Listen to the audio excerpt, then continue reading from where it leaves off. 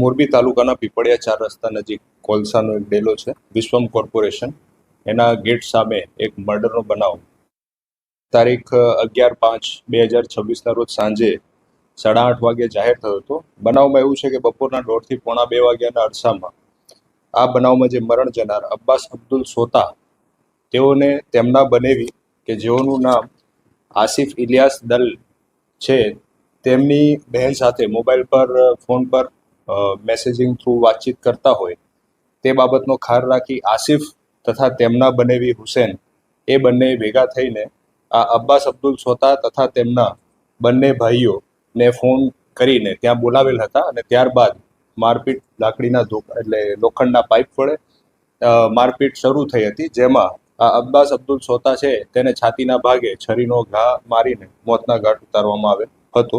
આ ગુનો મોરબી તાલુકા પોલીસ સ્ટેશનમાં રજીસ્ટર થયેલ છે. એલસીબી પીઆઈ શ્રી આલસી ગોહિલ તથા તેમની ટીમ કરે છે.